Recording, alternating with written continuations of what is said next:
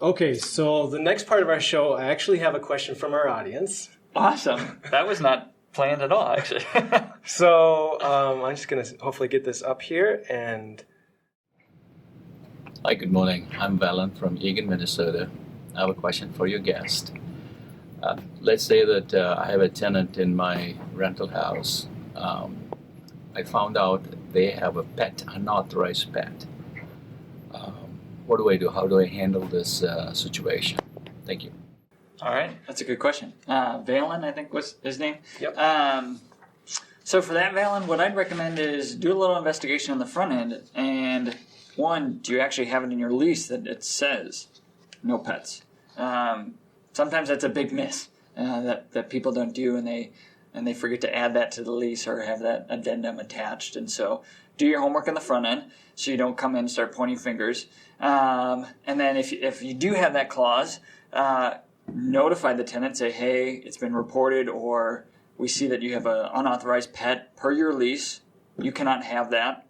And usually what we recommend is having some sort of per incident fee. So it's very clear, like, hey, this is a $50 fee. It's non-refundable. We're going to charge you, add it to your bill. We're not taking it from your security deposit. And from there, we need you to actually remove the pet from the property. Otherwise, next month you're going to get the same charge. Things like that. So, but you got to do that homework on the front end and make sure that you don't miss that on the lease. yeah, that's really important. Make sure it's in writing. Mm-hmm. Make sure they've agreed to it, setting expectations up front. Yeah. But even when those expectations are set, sometimes tenants just decide to do their own thing. Yep, absolutely. We have that exact situation at the property, and I was inspecting the property yesterday, and that's how I found out. And so I gave her a verbal warning.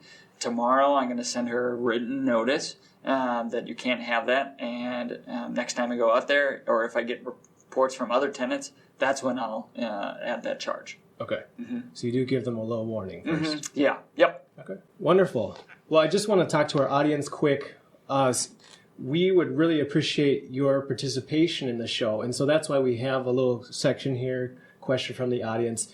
And if you've run into any scenario with your properties that you invest in, and I'm sure if you have some, then there are scenarios that you're like, what do I do with this situation? We'd love to have you submit your question for our next guest.